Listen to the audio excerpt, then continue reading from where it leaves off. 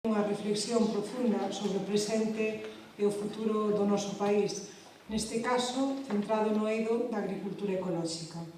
Hoxe acompáñanos nesta mesa José Luís Antuña, presidente do Consello Regulador de Agricultura Ecolóxica de Galicia, do CRAEGA, José Luís Olmedo, técnico de innovación de Custom Drinks, que, como sabedes, é unha empresa afincada no polígono industrial de Chantada, e Patricia Ibarra Lloves, impulsora e responsable de Ecológica en Galicia, que van aportar máis que interesantes claves sobre a trascendencia da produción ecolóxica en Galicia.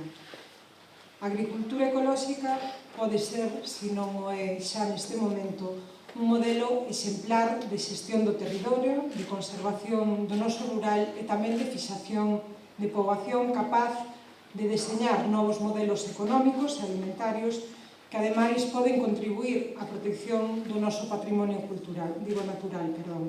Neste aspecto, Galicia ten moito camiño percorrido xa á vista do destacado lugar que ocupa na produción con certificación ecolóxica. Hai que ter en conta que o ano pasado xerou un volumen de negocio de 25,9 millóns de euros, que supón un 11,2% máis que no ano 2012, e, dende logo, significativamente moi superior aos 400.000 euros facturados no ano 2000.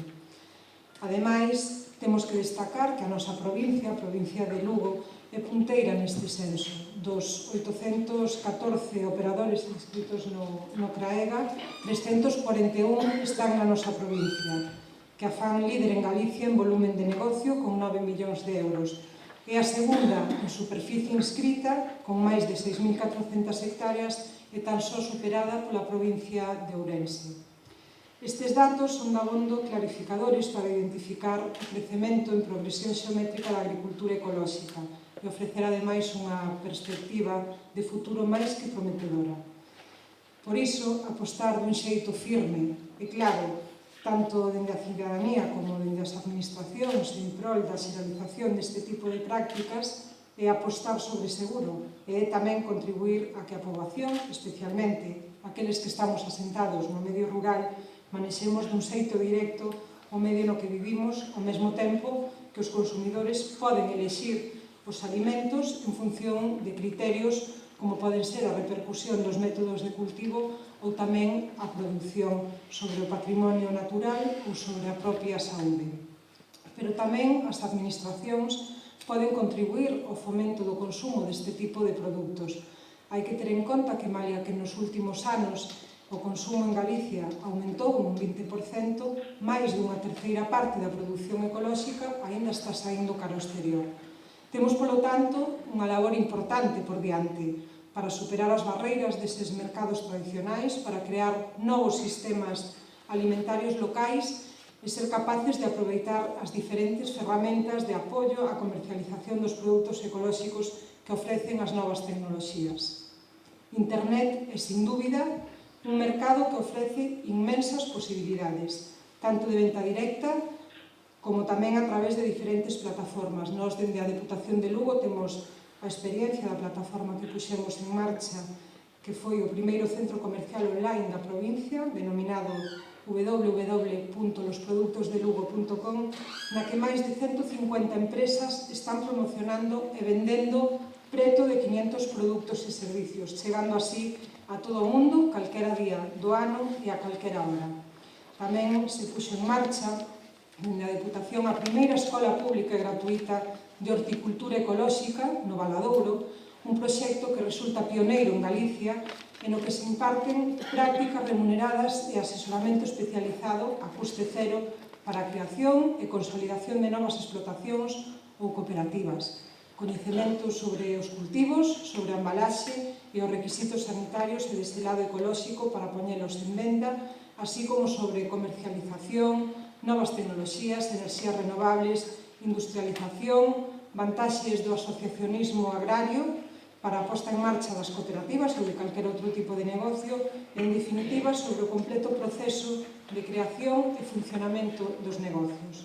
Puxemos tamén en marcha un plan integral para o Pazo de Tor, como todos sabedes, afincado na localidade próxima de Monforte de Lemos, no que, ademais da creación dunha granxa cinexética, un centro público de produción apícola e un viveiro de árbores, tamén potenciamos un espazo para a formación e prácticas en agricultura ecolóxica, un espazo xa existente que se vai a reforzar con aulas homologadas e unhas instalacións totais de 9 hectáreas.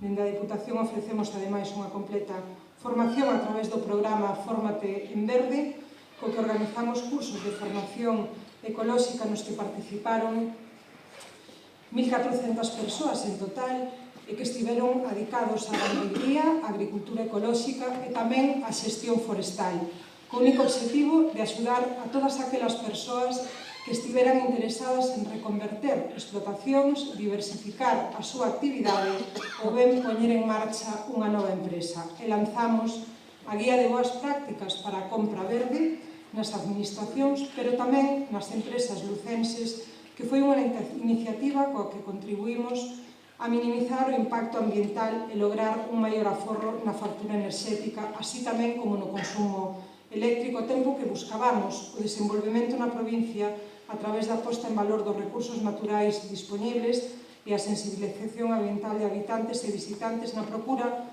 dun modelo económico sostible dende o punto de vista ambiental. Puxemos a disposición dos veciños os hortos urbanos, que son uns espazos situados no Cinturón Verde de Lugo, na zona do río Rato, en particular nos que centos de lucenses cultivan hoxe os seus produtos de horta. Ben, estas son, en definitiva, algunhas iniciativas que están contribuindo a fomentar a xestión sostible dos espazos e dos recursos naturais da provincia de Lugo, que son unha das nosas maiores riquezas e un dos maiores factores de crecemento económico cos que contamos. Ben, pola miña banda, nada máis, agora é o turno dos expertos que seguro nos van axudar a despexar dúbidas sobre o presente da agricultura ecolóxica e tamén descubrir importantes claves sobre o futuro, sobre os retos que lle agardan a este sector. Quero dar as gracias ao apoio de Economía Digital e o Grupo El Progreso, gracias a Julián Rodríguez Moscoso e tamén a todos vós pola vosa presencia e o voso interés. Deixo a palabra a Julián.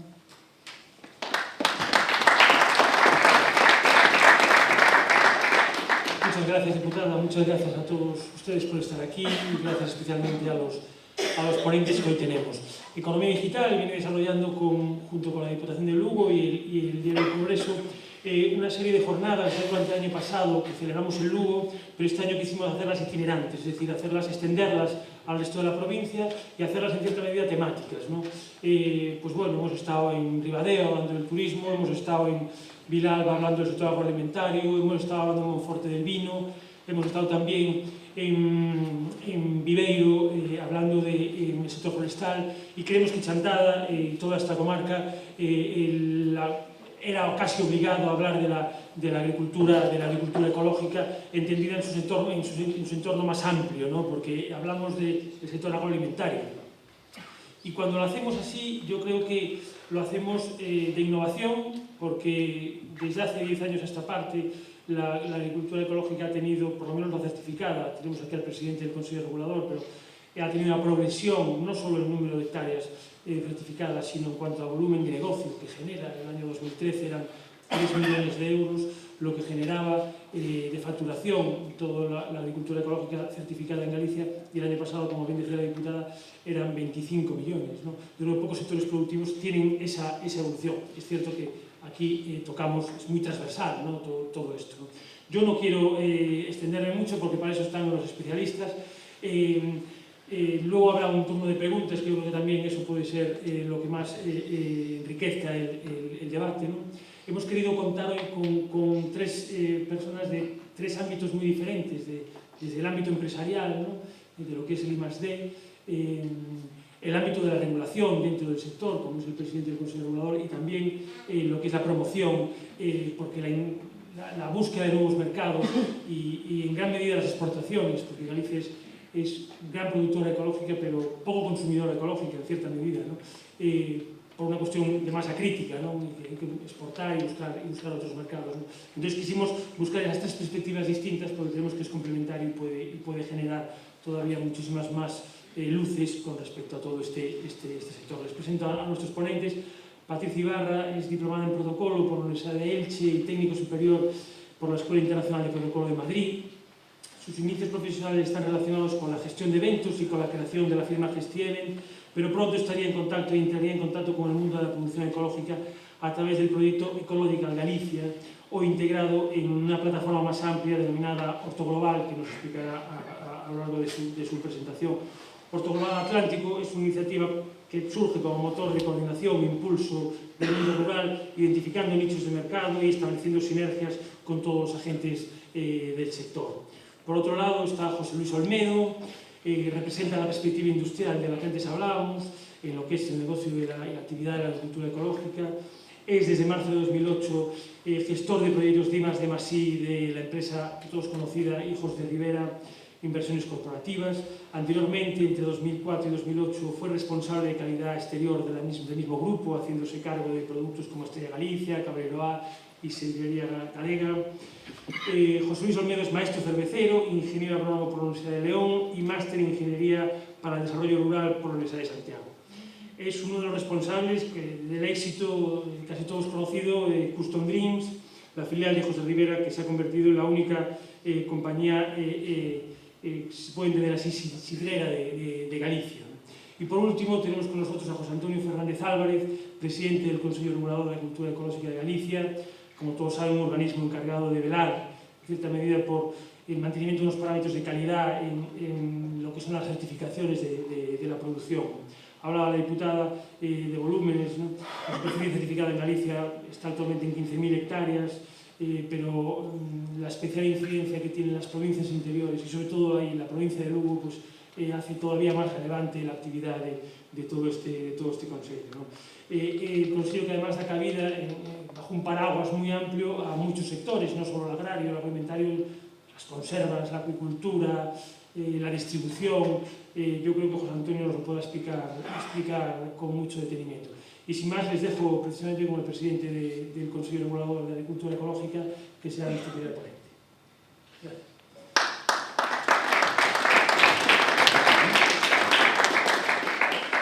Bueno, gracias, Julián. Primero agradecerle a Diputación, a Rosaquilla, a Pilar, que temos na presentación, pues, que organice xornadas deste tipo, ¿no? Que sempre van a ser, digamos, moi formativas para nós e para vos. Saúl, me pasaste? Bueno, non vos vou explicar que é a agricultura ecológica, eso xa é unha cousa que de todos é sabido. Sí, un poquinho incidir en que é a certificación ecolóxica. A certificación ecolóxica, pues, abrangue, pues, por decirlo de alguma maneira, vou poñer un exemplo claro, desde unha semilla que ten que estar certificada hasta que esa semilla, botada e transformada e todos os procesos que levou ao longo da súa trayectoria hasta que chega ao prato do consumidor. O sea, así é, o sea, nós temos o respaldo total na produción, está certificada desde o principio hasta o final.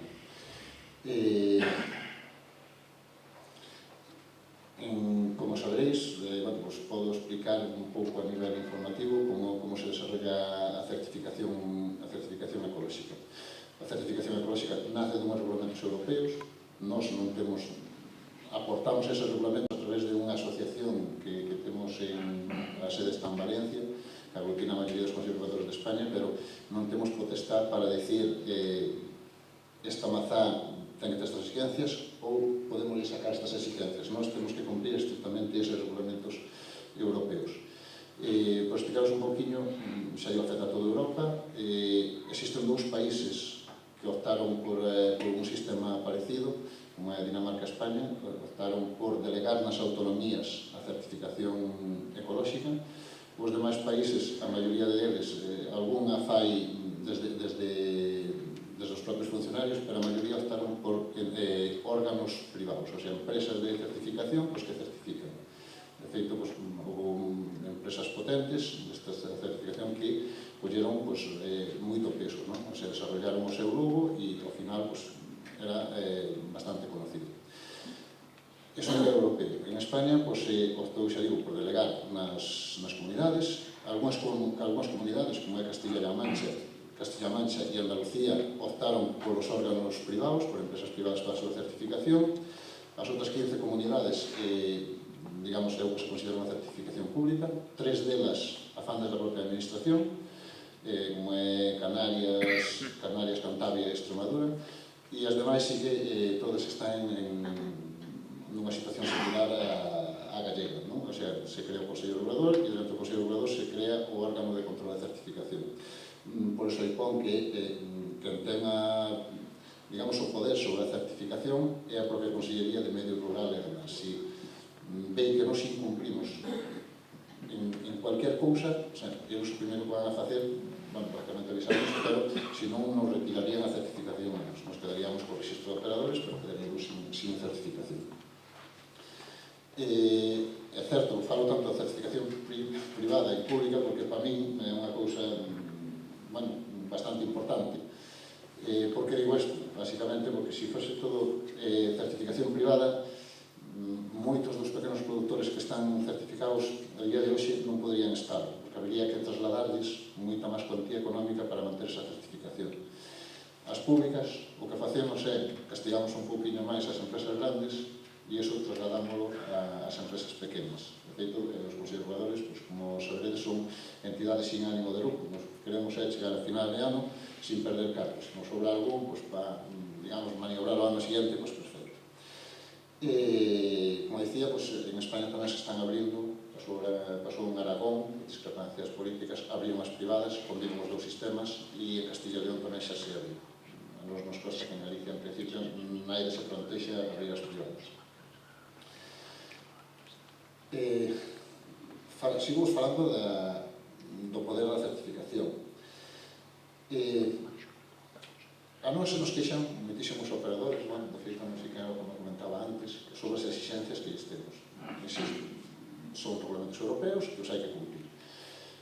Según os nosos técnicos, esas exigen aos operadores, o sea, o propio Consello Regulador tamén se exige. Nos estamos acreditados, aí está posta a antiga norma, que é a EN 45011, que estamos acreditados directamente pola Entidade Nacional de Acreditación. Non estamos acreditados, como suele ser habitual por aquí, para unha ISO te acredita a ENOR ou CITAS, pero nos ven directamente de Madrid personal do Ministerio de Industria da Entidade Nacional de Acreditación.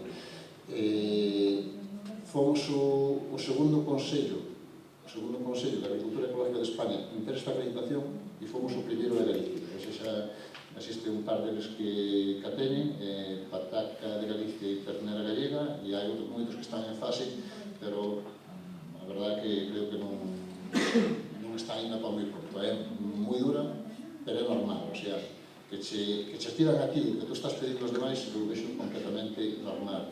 Que eles mesmos nos garantizan que temos esa imparcialidade e esa transparencia hacia os operadores, que todo o mundo é tratado igual, que nadie ten ventajas aí dentro dese círculo. Como os dicía, esta posta é en 2011, hoxe, por sistemas de normativas, cambiou, hoxe estamos na 17.065 e además xa nos cambiaron a norma, con todo que existe un plazo hasta 2015, nós xa temos o certificado de 17.065. Volvo a facer un fincapé cando vos falaba da semilla. Nós hoxe estamos xa en torno aos 700 operadores, creo que vamos a pasar este ano. Nós, todos os operadores, grandes, pequenos, están con ese sello, o sello de NAC. Nós temos que emitir todos os sellos. Cando, por exemplo, eu sei que nosotros, os operadores, se acreditase industrias, pero non o sistema productor. O sistema productor se fan os controles, pero non están acreditados por ele. E vos insisto, o sea, que debería valer para daros a confianza de que desde o Consello, hoxe que estou eu, cando non esteña eu igual, que se fan as cousas ben, con transparencia e que todo o mundo ali é igual. Alguns dos obxectivos, eu a parte resaltaría que hoxe, temos aquí unha empresa exportadora, creo que a agricultura ecológica é unha gran opción xa a nivel español, pero sobre todo para exportar. O sea, como está regulada a nivel europeo, prácticamente a nivel mundial, non? Existen regulamentacións nos continentes, como a América, que xa está homologado co noso, con certas restriccións por unha parte e por outra tamén. Pero se está homologando en casi todos os países, non hai países que non teñen legislación, pero o paso vai a ser legislarse mundialmente. Entonces, as empresas les vai abrir esa exportación, o sello ecológico vai ser válido igual que se produzca aquí, que se produzca en outro lado. E que chegues co sello ecológico, o consumidor vai estar, digamos, conforme cas exigencias que se lle fan. Non comentamos moito como identificar un produto ecolóxico, basicamente o Consello Regulador, unha das cousas que fai, que sigue facendo, que tamén entendo que vai haber que cambiarlo, é vender etiquetas numeradas, e se non, es vende numeración ás empresas. Eso para todos os produtos que se envasan. Despois tamén existe outro modelo que é para os produtores que venden nas súas propias fincas, incluso que van ás tiendas a vender.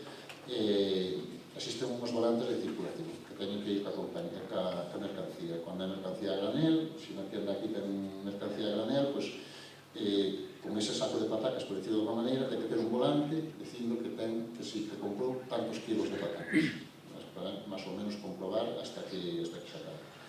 De cara a estes produtores, tamén temos unha especie de convenio, que é un cartel onde dice que ese produtor está avalado polo Consello Regulador. Polo logotipo do Consello Regulador se pode encontrar algunhas plazas de produtores que o pediron. Ese productor sí que ten unhas exigencias, porque ten que facilitar constantemente documentación ao Consello Regulador, os kilos que levou, os kilos que vendeu, e basicamente para as ventas dos produtos de aquí. Aí únicamente permitimos meter un 5% de produtos de fora da nosa región, por clima e porque non todos os produtos están aquí. Sobre todo para esos productores, porque teñen, digamos, ao mellor ese puesto de praza e queren ter todos os produtos, por decirlo de alguma maneira. Como os decía, é certo, é unha palabra que non lle gusta moito, o Carega ten un monopolio da certificación, porque somos os únicos que podemos certificar, pero só podemos certificar en Galicia. Salvo que a Consellería de Medio Rural abrise a privadas, entrarían máis, hoxe Naia ten opción de vir a certificar produtos ecológicos aquí, salvo Deus.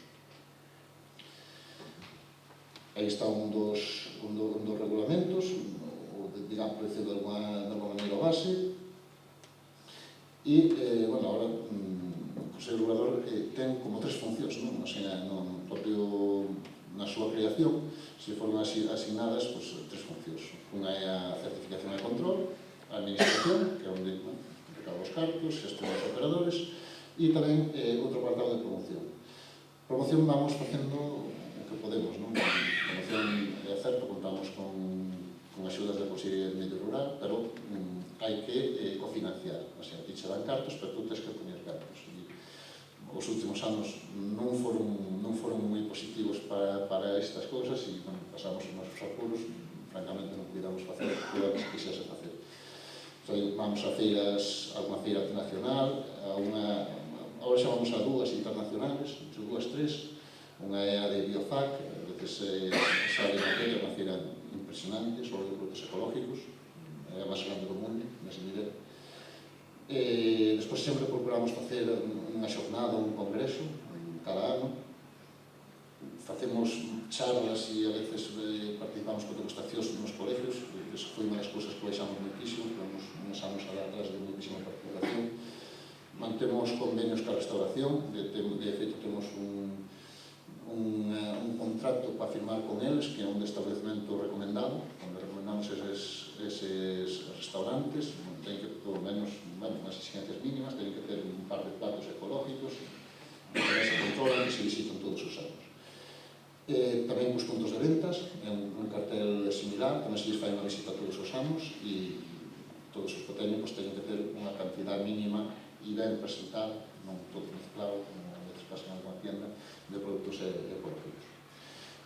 Procuramos facer algún curso, pero estamos con restriccións bastante serias. E outra cosa que emitimos, normalmente estamos emitindo, é unha revista, que a Sociedade de Restaurantes emite trimestralmente, pero francamente a revista nunca nos esmeramos demasiado nela. Con esa revista que si trasladamos aos operadores aproveitamos para meter unha revista profesional, a revista máis profesional que existe en España, o noso xuicio, estamos no pleno do Consello Regulador, onde ven a información moi detallada de moitas cosas que se moven a nivel estatal e a nivel mundial incluso. Este é un dos carteles de establecimentos, que o de restauración é similar, cada non é así, é o de que está avalado, que aí xa temos nós bastante máis responsabilidade. Aí tedes unha pila de regulamentos, según va salindo, coas fechas. O último foi o do logotipo europeo. Sabéis que se creou unha Eurofolla verde, e que, desde a miña consideración, sí que lle sirve para darlle, digamos, avance á agricultura ecológica. O sea, é como máis conocida. Estaban proliferando de determinadas marcas. Por exemplo, en Alemania existía que é unha asociación de consumidores e productores que se chama Demeter, outra que é Naturland, o sea, que se dedican a certificación, pero esta xente, o sea, estaba e siguen estando con exigencias maiores. Pero coa Eurofolla parece que se estancan un pouquinho, a mellor non estes sellos, pero si outros que había por outros países que casi vendían máis o sello deles que coa de producción ecológica, onde a xente, moitos consumidores o querían mellor, pero se estanca, e a Eurofolla ven a ser moi positiva para ser un rolo, por menos europeo, da produción ecolóxica. Francamente, ese é o meu criterio. Foi o último, o anterior foi o da agricultura, que empezamos a certificar en 2010, como dicía antes Julián, sí que tuvo un crecimiento moi importante, porque aí temos máis de media docena de conserveiras que facturan un montón, o sea, fan millones e millones de latas o venden que ellos en ecológico, ou se non de, por exemplo, outro tipo de pescado con ingredientes ecológicos. Outra pregunta que surge moito por aí é como certificamos nós, por exemplo, sardiña. Nós non certificamos sardiña.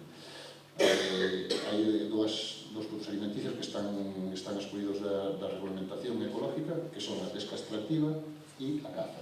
O sea, non se poden certificar. Certificamos a sardiña porque está nos ingredientes ecológicos, pero certificamos os ingredientes, non a sardiña. A sardiña, salmón, que sei. Ten toda a súa lógica, o sea, para que poder certificar un produto, tens que telo controlado, e como a sardiña en alta mar non vai estar controlada, pois non se certifica. Temos tamén unha planta de truitas, e debemos estar en torno a unas 80 bateas. A gran maioría destes produtos, francamente, se van a maioría a Alemania, por onde teñen a súa salud. Bueno, os regulamentos van indo cara para arriba. Despois vos comento un poquinho, que está a punto de salir outro regulamento, que tiene unhas cousas que están en debate, van a salir próximamente. Temos outras normas que a lei autonómica, normas autonómicas que tamén son de obligado cumprimento para nós, é a lei 2 de 2005. Nós facemos todo o posible porque naide abuse da agricultura ecológica. Como saberéis, a palabra eco, ecológica, bio, biológica e de orgánica están protegidas. Non é certo que a maioría das empresas agora utilizan moita palabra natural e similares porque non están protegidas, eles o dicen, o ponen e eles o garantizan. Nos, cando hai calquera incidencia con este tipo, nos o denunciamos e, a administración é moi lenta, sempre foi moi lenta, pero sempre sigo o seu curso.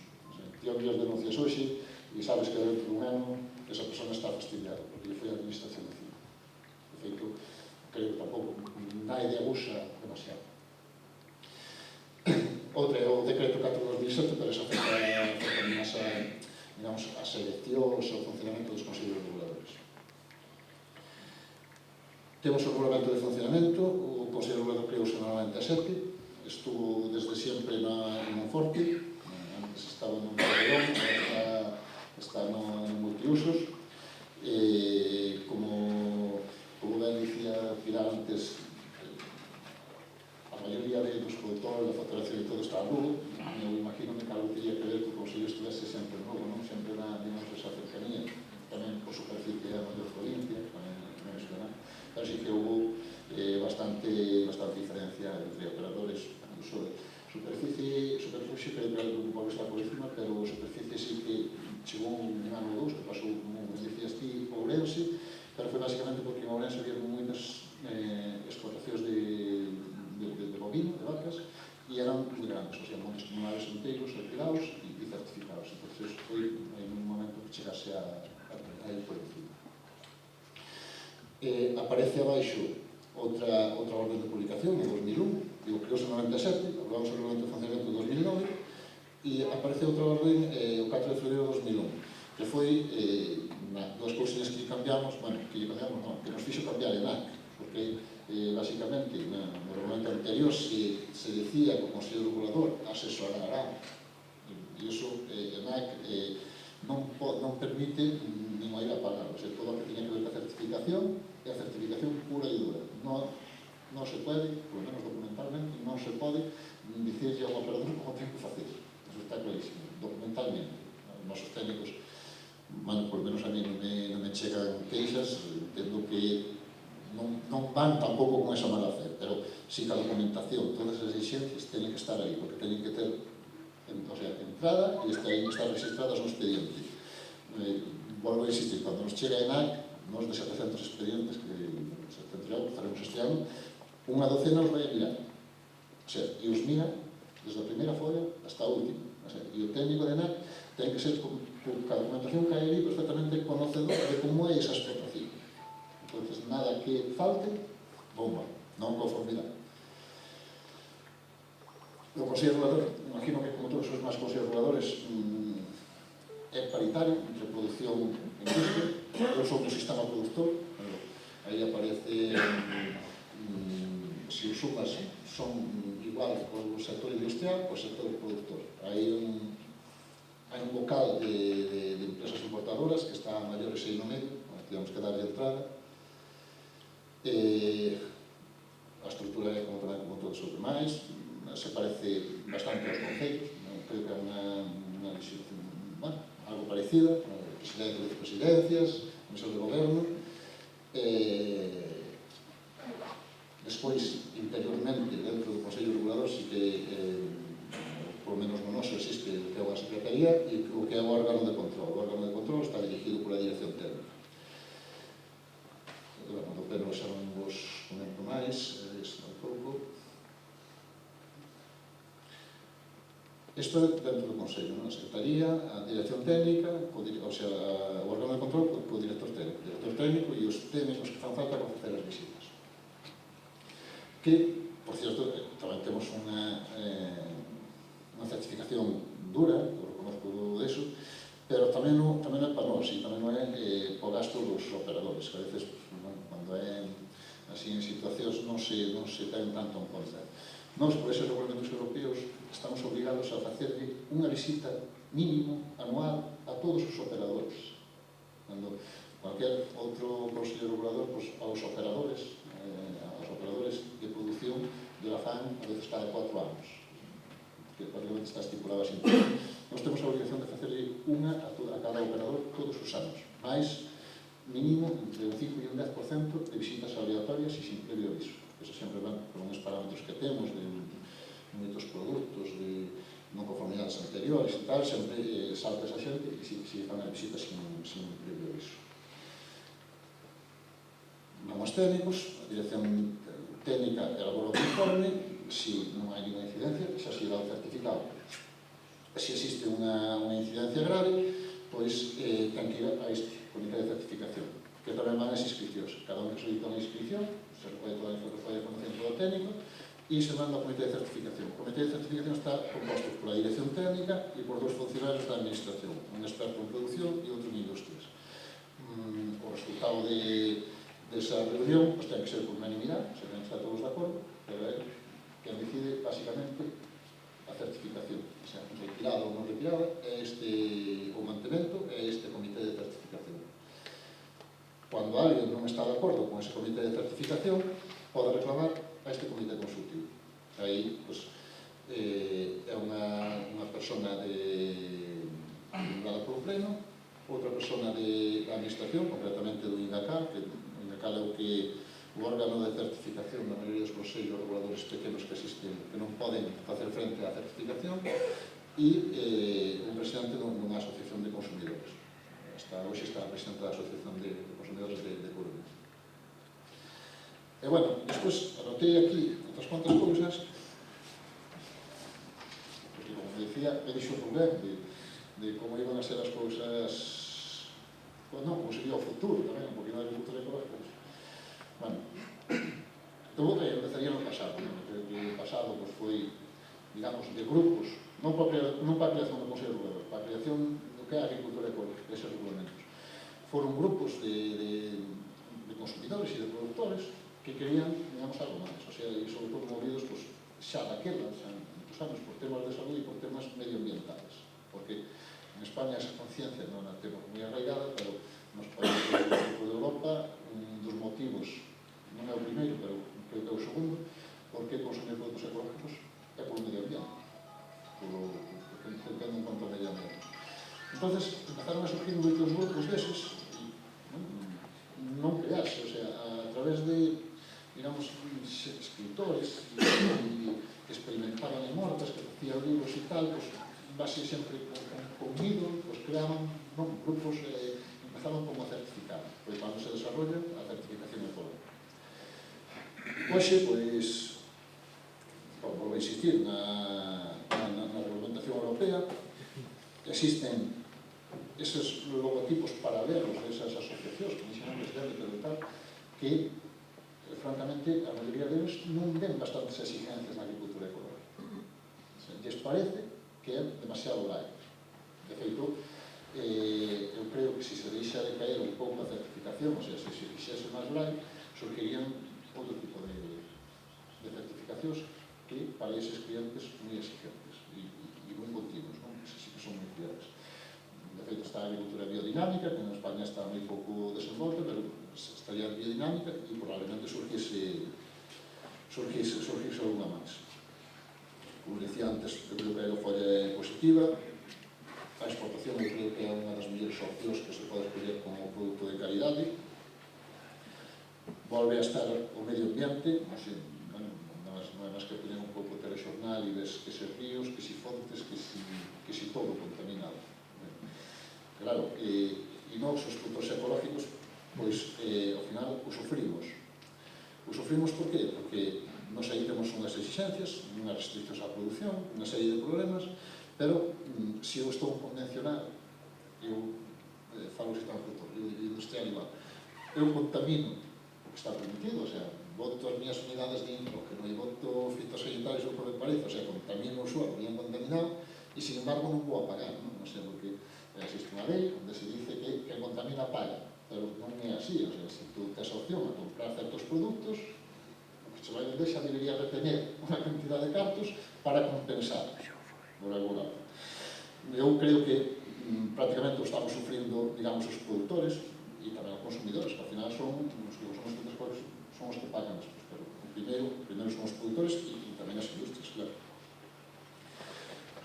Outra das cousas que están facendo que bastante para arriba a produción ecológica é a saúde, cada vez se relaciona máis. O sea, nós temos moitísimos enemigos, o sea, hai un comentario, despois falo dela. María Dolores de Reigón é a actual presidenta de SEAE, a Sociedade Española de Agricultura Ecológica, que é unha asociación que ten un voz en Europa a través de outra organización que é ICOAN e sí que aporta para estes regulamentos. Nos, conxamos, estamos noutra asociación que se chama Intereco, que últimos consellos reguladores, e estes estamos a maiores noutra organización que é a Asociación de Entidades de Certificación. Entón, tamén te dá voz aí, nos pregunta, se opinamos, pues, bueno, entre todos se ten en conta. Esta María Dolores de Reigón, no ano pasado leva a Bayona unha xornada que tivemos nós e é impactante cara aos consumidores. Xa ten 2 proxectos feitos, pero, o sea, estes proxectos, digamos, válidos, non? Con todas as fechas, con toda a documentación que hai que recopilar para que seña efectivo. E non, xa lle vi presentados os dous, o que había feito era a diferencia entre ecológico e convencional, o sea, eses alimentos producidos na mesma terra, diferentes abonos, diferentes fitosanitarios, casi as mismas condicións de producción. E ela os vai analizando e, por exemplo, se falaba sobre a conservación dos produtos. Era abismal, o sea, porque se ponían diapositivas e vías un produto convencional a semana que xa non valía para comer e vías unha cosa que chegaba a as 3 semanas e ainda se podía comer. E facían moitos experimentos aí. Outro dos que fixo é analizar, xa de primeiro fai a produción para que se me atestar e que valga para o proxecto e despois analizar todos os nutrientes, vitaminas, minerales, e ela dicía, a ver, se un produto ecológico costa un 20% máis, que as vitaminas, minerales dos bons, non? Dos malos que tamén hai que ter en conta. Dos bons que ten, o sea, a mí me sale máis barato ainda. O sea, non, e ela o ten que estar. Bueno, o comentario que comenté antes e non iba a facer, dice, surgiu hai moi poquinho un libro dun investigador tamén que, bueno, pon polo sobre a agricultura ecológica. Ela, presentase, tratou de informarse quen era, polas iniciales, ela está de profesora en Valencia, pero polas iniciales, pensaba que era do País Vasco, e estuvo preguntando e dice, non, pero se é un compañero teu. E vai, foi preguntar máis e dixe, non, lle fai as casos e así, é un dito por ela. É un compendio de comentarios, de artículos que saíron por aí para desprestigiar a agricultura ecológica. Despois, todos os proxectos e tal, que non nos damos a cabo a luz, o sea, xa non é sobre o mellor que vitaminas ou minerales. Un dos grandes problemas que ten e enemigos que ten a agricultura ecológica son os organismos modificados genéticamente. Aí hai muchísimos cargos, tamén é certo nos fitosanitarios, tamén existen muchísimos cargos, e, bueno, é moi fácil, con cargos, pois, a veces, digamos, manipular a información. Eso, pues, máis ou menos, para a actualidade. Non sei que máis me pode quedar aquí. Eu cara ao futuro. O futuro, vamos ver, vai ser de crecemento constante. É moi difícil que haxa un ano negativo, con estas que son todos os anos, cada vez é máis forte. Pero creo que vai estar condicionado, pois, que non me gusta falar delas, as crisis alimentarias, que cada vez que hai un problema de fraude, de produtos que están limitados para o consumo que teñen que estar no mercado, para nós sempre foi moi positivo. É triste que seña así, pero sí que pasa. Tamén que salgan a luz e que se fagan máis estudios deste tipo, a xente profesional, profesores, universidades e tal, que empecen a facer e que empecen a demostrar as diferencias que hai. Lógicamente, como dixe antes, o medio ambiente.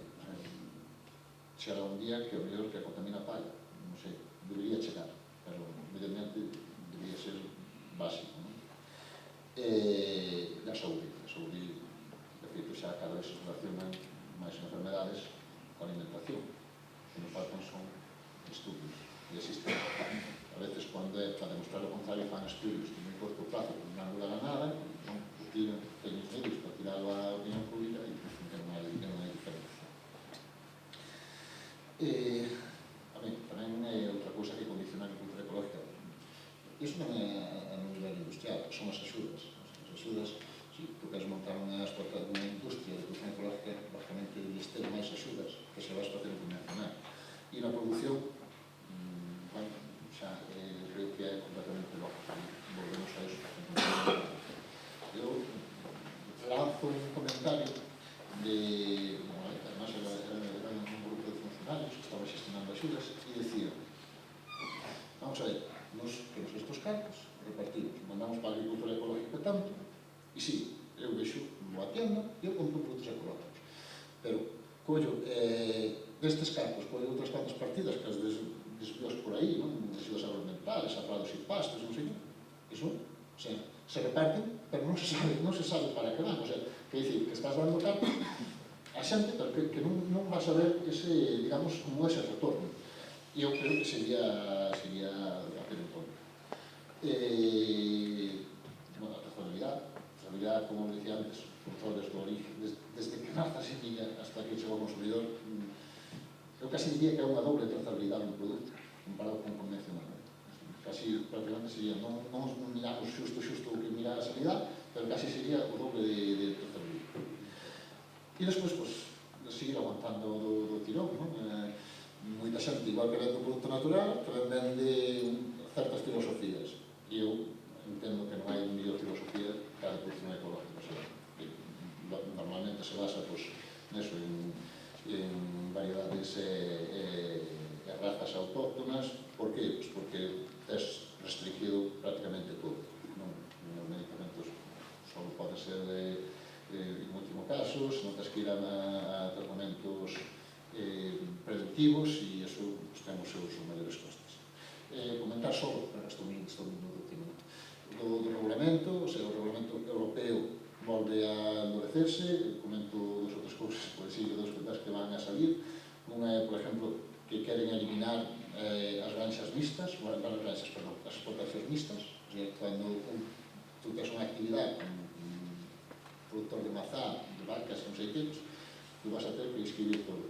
Hasta ahora era obligatorio inscribir, por exemplo, se vendías mazás, todas as mazás. Se vendías leite, pues todas as vacas de leite. A especie, a raza, ten que estar toda inscrita. Pois agora que hai que enseñar as explotacións.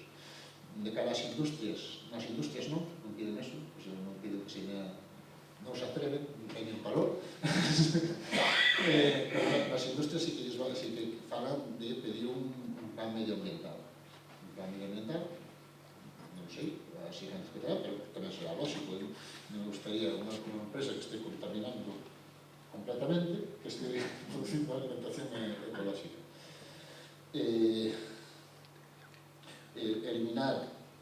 Queren eliminar unhas autorizacións que había ahora. Por exemplo, un productor un señor que quere empezar a producir horta, ten unha finca abandonada, onde cae toxos, cae silvas, solicita a inscripción, se irá o técnico e ve que está, que non recibiu nin herbicida, nin abono, porque está sin a monte, a través do Consello Regulador podría solicitar a administración a reducción da conversión.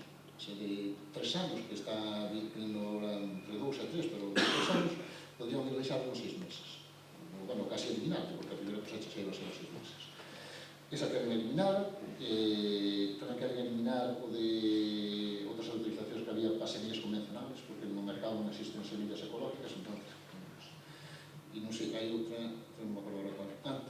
Tamén queren autorizar unha certificación en grupo, por exemplo, perdona, que estás aquí, falamos das mazás, nós nos teñen planexado varias veces productores que é unha actividade, unha pequena parte do que fan, que teñen as mazás escritas. Entón, por que non podemos estar todos xuntos no expediente, pagamos menos e non repercute os gastos? Nós xa les decíamos, nós podemos facer, o sea, a nós nos parece moi ben, porque nombráis un productor e sodes o responsable de todo. Agora, como un faga mal, todos quedan sin a certificación. Entón, non hai outro valor como ten. Non se sabe como van a poñer as exigencias para esta certificación. Acabo só dicindo, hai máis cousas no regulamento, porque se está movendo, que as exigencias van a maiores, e eu entendo que deben ser así. Moitas gracias, José Antonio.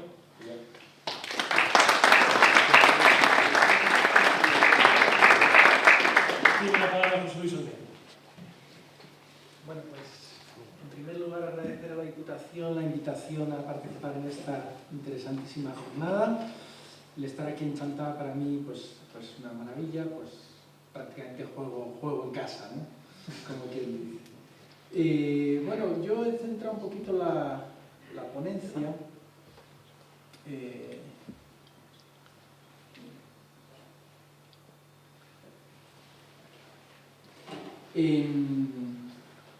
como estaba versada en la agricultura ecológica y bueno, pues soy el ingeniero agrónomo de la compañía, pues me ha tocado, ¿no? Pero la idea es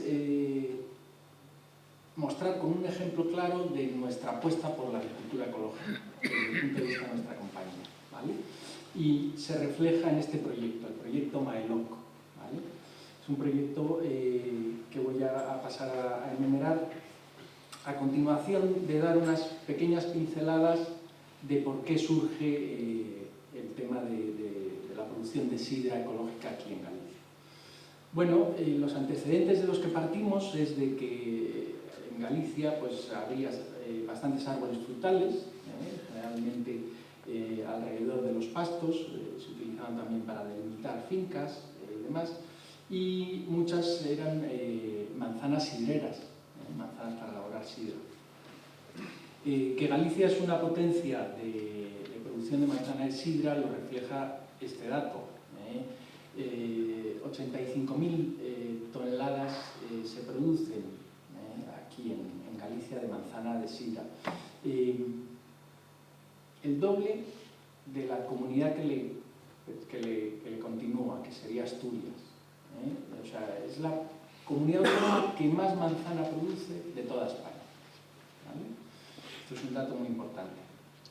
Tenemos variedades autóctonas que están adaptadas aquí a la climatología de Galicia, y bueno, pues también ha habido problemas con el sector frutícola aquí en Galicia, y todo el mundo tenemos en la cabeza pues ejemplos de temas que no han funcionado aquí en Galicia, pero que de estos errores pues hay que aprender para que no se vuelvan a cometer, y así es lo que estamos intentando. En 1999 se funda Sidrería Gallega, ¿vale? Que en el 2001 pues pasa a formar parte de la corporación del compendio de empresas de Hijos de Ribera. ¿De acuerdo? Para que se hagan un poco una idea de productores de manzana que nos venden manzana para elaborar sidra, cómo lo tenemos dividido entre los que producen en convencional y los que producen en ecológico, pues lo pueden ver en este gráfico.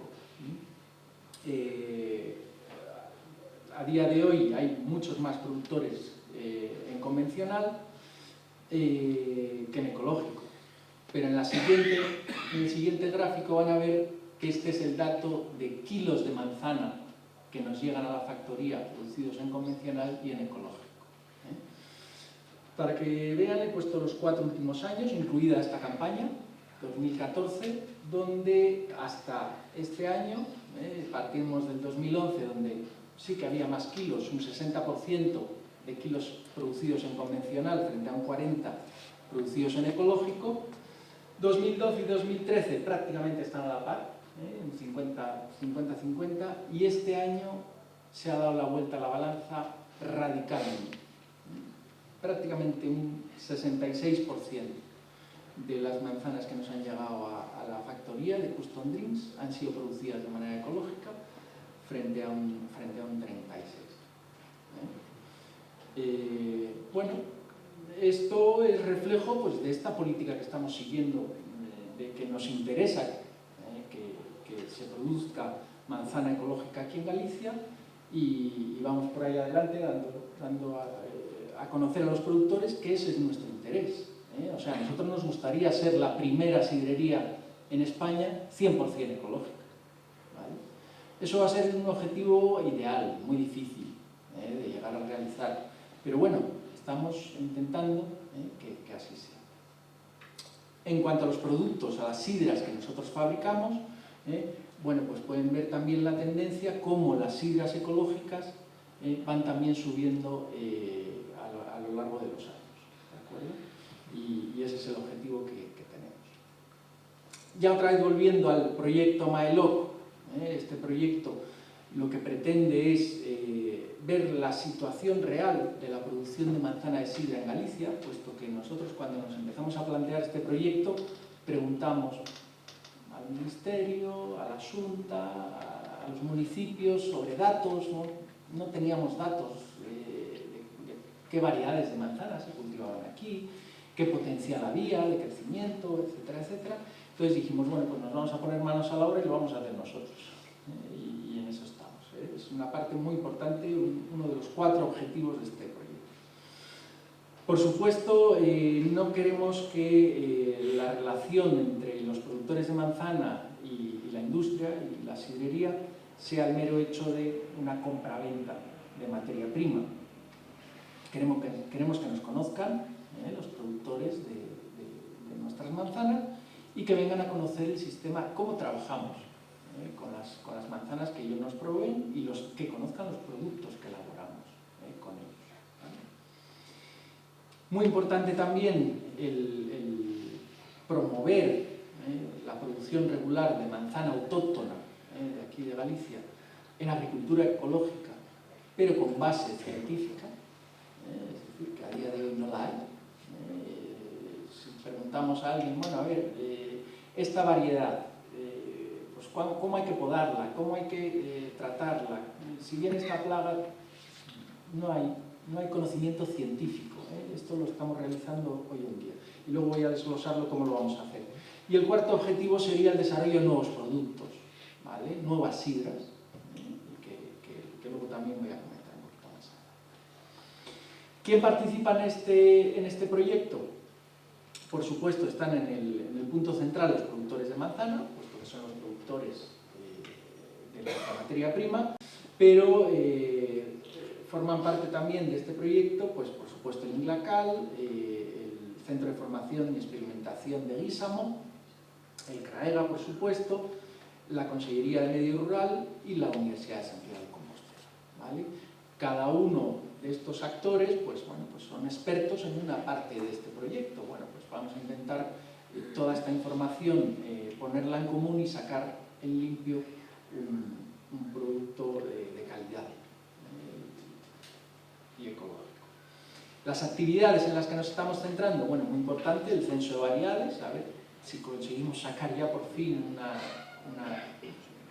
cuántos manzanos hay productivos aquí en Galicia. El establecimiento de las sinergias, esto lo realizamos a través de las charlas de formación y las visitas a la planta, de aquí, de Custom Drinks. El tema de promover la producción de manzana autóctona aquí en Galicia, pues hemos empezado por lo básico. Vamos a montar 5 campos de ensayo por toda la geografía gallega para ver 10 variedades, nos vamos a centrar en 10 variedades que características dan a las sidras, ¿vale? Vamos a ver qué matices de sabores, de aromas, cómo se comportan en el proceso de elaboración esas variedades, y para ello hemos montado estos 5 campos de ensayo, que por cierto se van a plantar ya pues a finales del primer trimestre del año que viene, ya en 2015. Y en cuarto lugar, los diferentes tipos de sidra, ¿vale? Vamos a elaborar con estas variedades, a ver qué productos podemos llegar a sacar al mercado cuando tengamos los resultados. Estos son unos ejemplos de variedades de manzana con las que estamos trabajando, ¿vale? Amargo, Nerras, Peiros, Granvián, Rabiosa, José Antonio. Algunos de ustedes, si se dedican al tema de la producción de manzana, seguro que les suena, y para otros totalmente desconocidas. Unas variedades que son bastante desconocidas. Ahora, ya hablando de la sidrería, aquí en la planta de Custom Drinks se fabrican 77 referencias de productos diferentes.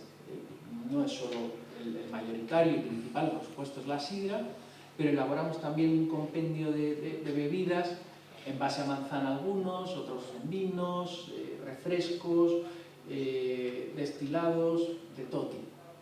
También para que se hagan un poquito una idea de cómo se trabaja en la compañía. Y ahora aquí les voy a explicar muy rápidamente y de pasada qué hacemos nosotros cuando nos llegan las manzanas a la sidrería, ¿no? He dividido el proceso en estas 6 etapas: el lavado, el triturado, la maceración, prensado, fermentación y envasado, donde en el primer lugar, bueno, pues nos llegan las manzanas del campo, las sometemos a un lavado intensivo para incorporarlas al proceso productivo. A continuación las trituramos, partimos las manzanas en pedazos de 2 a 4 centímetros, pasaríamos a extraer el zumo de esa manzana, las prensas, para que fermente viene a fermentar de 5 meses a 6 meses, dependiendo de la climatología, y se elaboraría la sidra. Y a continuación lo podríamos envasar en cualquiera de los formatos que tenemos aquí en la planta de Chantal. Todas estas fotos están sacadas de la planta de aquí, de Chantal, en botella, en latas o incluso en barriles. Bueno, todo esto, como he dicho antes, va a durar de 5 a 6 meses, todo este proceso. Y estas serían, a día de hoy, de nuestras 8 sidras que fabricamos, 3 son ecológicas, ¿de acuerdo? Sería la natural, la dulce y la extra. He puesto un poquito las características analíticas de cada uno de los productos y el detalle de cata que más resalta de cada uno de ellos. Y bueno, básicamente eso es lo que les quería contar. Y luego yo creo que habrá un turno de preguntas alguna.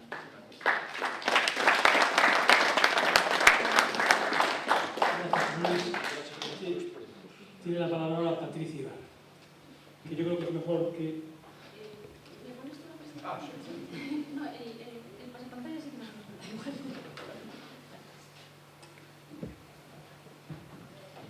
Pues, en primer lugar, darle las gracias a Pilar, también a Julián por la invitación, por estar aquí. Felicitar tanto a Rubén como a Nuria por formar parte de este proyecto. Y me gustaría empezar la presentación con una reflexión. Me gustaría que mirarais a la pantalla. Esto realmente es muy cierto. Nosotros en la vida alguna vez vamos a necesitar un abogado, esto espero que pocas veces, un médico, también espero que pocas veces, un arquitecto, un ingeniero, pero 3 veces al día vamos a necesitar un agricultor. ¿Cuántos de vosotros sois agricultores? Unos cuantos. Yo añadiría aquí también ganaderos. ¿Cuántos sois ganaderos? ¿Hay algún ganadero aquí? Bueno, pues felicitaros porque realmente vosotros dignificáis vuestro trabajo. Hay una cosa aquí que no me gusta de esta fotografía. Yo no sé si vosotros notáis algo que no encaje. ¿Alguno nota algo que no encaje en esta fotografía? Los beneficios por el trabajo. ¿Perdón? Los beneficios que recibimos por el trabajo.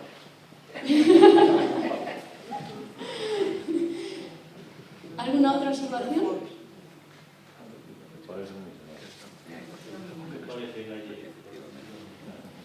Sí. A mí lo que más me llamó la atención es la imagen que proyecta del agricultor. Una persona mayor, una persona, digamos, humilde, y creo que esto realmente es un estereotipo que tenemos que dejar atrás. Es un estereotipo que no se corresponde a la realidad, y menos a la realidad del campo gallego. Yo me quedo con esta fotografía. Estas chicas tienen nombre, tienen apellidos. Estas chicas tienen una huerta, concretamente en la provincia de Pontevedra, se llama Ana Gómez y Ana Lemus. No voy a decir el nombre de la empresa porque no se trata de hacer publicidad de la misma, sino de más que nada, reflejar los valores que tiene el campo hoy en día. Yo creo que esta foto sí refleja los valores del campo hoy en día. Ellas son profesionales, tienen la suficiente formación, se manejan muy bien en redes sociales.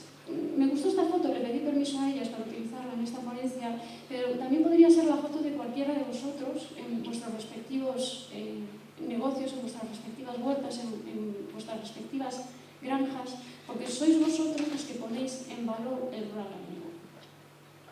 Una vez terminada esta reflexión, pues me gustaría un poquito presentar lo que es el proyecto Ortoglobal.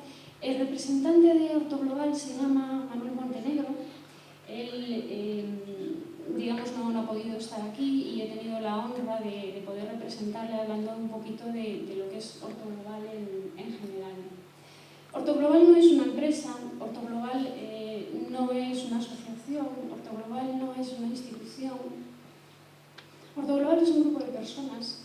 Es un grupo de personas que viene del mundo académico, que vienen del mundo empresarial, que vienen de instituciones y que prestan su tiempo libremente para impulsar los proyectos en Galicia. Ellos son jubilados o prejubilados, no pertenecen al SECOT, no sé si alguien conoce aquí ese organismo, el SECOT, que son señores españoles para la consultoría técnica y se dedican, son personas que están jubiladas y se dedican a ayudar a empresas. Ellos no pertenecen a esta institución, pero sí aportan su tiempo y sus conocimientos para impulsar proyectos del rural gallego. Por lo tanto, actúan como centro coordinador. Las bases de Todo Global son las bases de cualquier proyecto, ¿no? Es la formación, la producción, la comercialización, la investigación, y aunque abarca muchísimas más cosas, me voy a centrar en ejemplos muy concretos de lo que ellos pues, ya han ido avanzando en cada uno de estos aspectos. Con respecto a la formación, pues vieron la necesidad de que en el sur de Galicia no había un centro de formación en agrario de referencia. Entonces dijeron, bueno, pues conocemos el Pazo Vilarreal, que está en la zona de Salnes. Bueno, sí, ya sé que algunos sabéis a quién pertenecían, ahora tienen unos usos bastante más honrados. Ya se están haciendo cursos de formación actualmente allí, pero ellos vieron una oportunidad bastante clara para la formación en el rural, y con el modelo de las escuelas familiares agrarias, esto no va a ser una escuela familiar agraria, pero sí con ese modelo se va a instaurar, o sea, ya está germinando esa semilla para hacer un centro de referencia allí, y esto ya está en manos de la Mancomunidad de Salnes. Esto ha salido en prensa, por eso lo puedo comentar. Con respecto a la producción, pues hay algunos ejemplos en los que ha intervenido Autoglobal también. Conocéis el Consorcio Zona Franca de Vigo, tiene una aceleradora de empresas que se llama Vía Vigo. Por medio de Autoglobal se presentaron 3 proyectos. Los 3 pasaron a la fase inicial, uno de ellos se cayó en la segunda criba y hay otros 2 que siguen activos. No sabemos cuándo serán digamos, los ganadores, por decirlo de alguna manera, no sabemos cuándo será publicado, pero lo importante es que realmente ya han tenido una oportunidad tanto de asesoramiento como de financiación para estos proyectos poder salir adelante por medio de Autoglobal. En cuanto a la comercialización, pues el trabajo de Autoglobal es analizar la producción para encontrar nuevos nichos de mercado, ¿no? Dentro de comercialización, lógicamente, hablamos de comercialización internacional, hablamos también de comercio de proximidad, ¿no? En cuanto a internacional, ellos están en contacto con una empresa del Reino Unido que se llama Aglancol, que se dedica a la venta de productos orgánicos vía internet, y hemos intentado traerlos a la Feria de Cambados, a Ecológica Galicia ya este año, pero no hemos sido capaces. Si conseguimos financiación para el año, pues los traeremos para ver posibilidades de colaboración. Cómo trabajan ellos y también que nos conozcan a nosotros, sobre todo por producción, estacionalidades, etc., ¿no? Dentro de lo que es el comercio de proximidad, y ya de una manera muy rápida, porque se quedamos un mal de tiempo, pues ellos se fijan en el proyecto transfronterizo Anatolia, creen que es el modelo a seguir, por lo tanto también están en contacto con Azterra, con las EFAS. Y con respecto ya a la regulación de ferias a nivel regional, pues una encuesta que hice en Ecológica Galicia 2014, al final del domingo, a todos los expositores, realmente les pregunté si a ellos les gustaría tener una plataforma que regulara las ferias de Galicia. La respuesta unánime fue sí, excepto el más gallego, que me dijo depende. Entonces, ya estamos con este proyecto, ya se ha presentado a una ayuda de la Xunta de Galicia que se llama Emprender en Femenino, por lo tanto, sí vamos a seguir adelante con él. Ahora sí que voy a hablar de mi libro, de Ecológica Galicia, si me lo permitís. Ecológica Galicia es una feria, dura 4 días, se realiza la segunda semana de agosto en Cambados. Es una feria única y exclusivamente de empresas certificadas y de productos certificados ecológicos. Y lo que es importante es que es una feria al aire libre.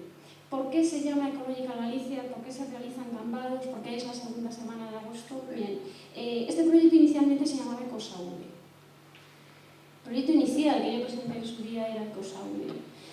Conseguí el apoyo del Ayuntamiento de Cambados y quisieron, el alcalde pues, quiso ponerle Ecológica Galicia. A mí, como se llamen las cosas, me da exactamente igual. Lo que quiero es que se hagan y que salgan adelante.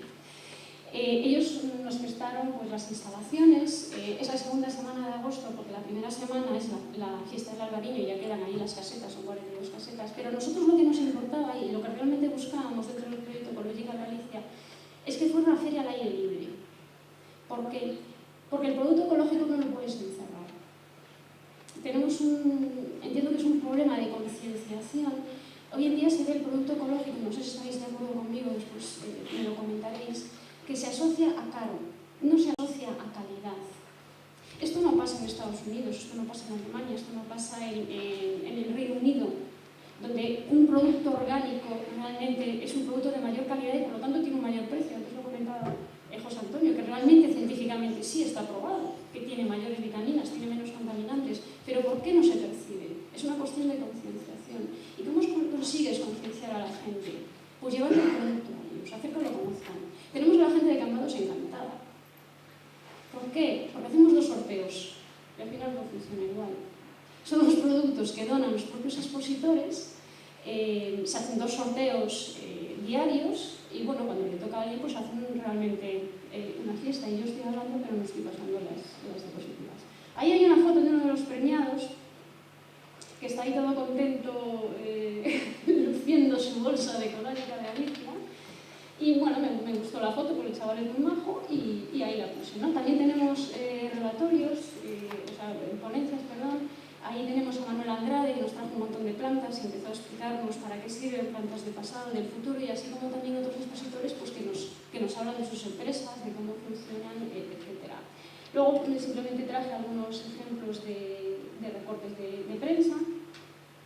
Ecological Galicia tiene una página web, ahí podéis ver, y ya para no extenderme mucho más, podéis ver en el apartado visitar todas las actividades, todas las conferencias que hubo, todos los expositores.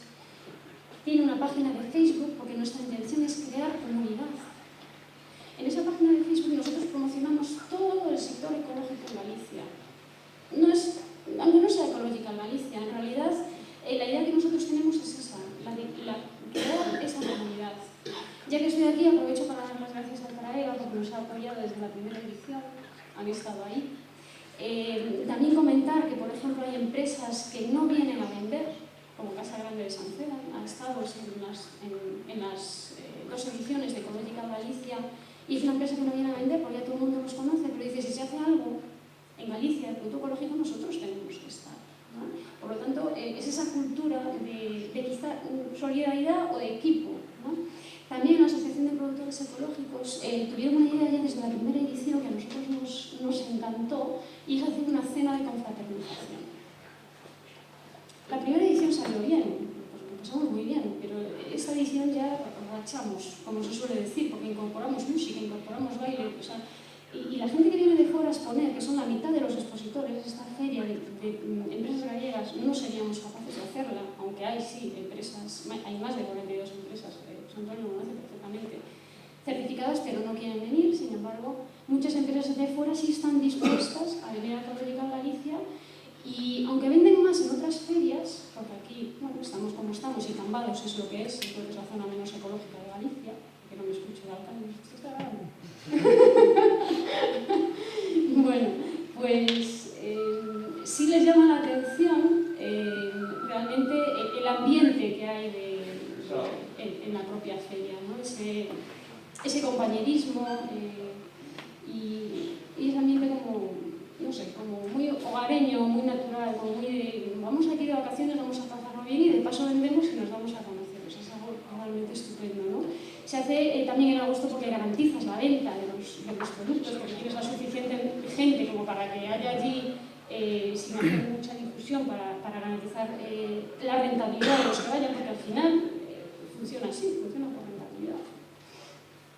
Y ya para terminar, y terminando con Ortoglobal, con investigación, pues ellos también, digamos que están analizando pues, nuevas variedades hortícolas, pero mirando también al pasado, ¿no? Recuperando variedades tradicionales. Y para esto no solo están hablando con el CSIC, sino también están hablando con agricultores, con horticultores que están trabajando en esta línea. Simplemente terminar con este pensamiento de Cicerón y daros las gracias por estar aquí, por escucharme, porque no sé si sois conscientes que el tiempo lo dais gratis y es lo único que no vais a recuperar, por lo tanto, os agradezco. Gracias.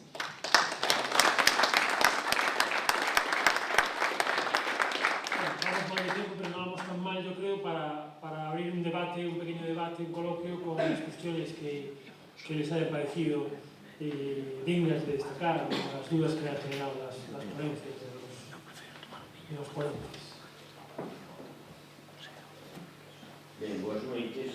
Felicitar a Diputación por esta magnífica presentación de que de cultura ecológica. A Diputación de representada por Pilar García Porto.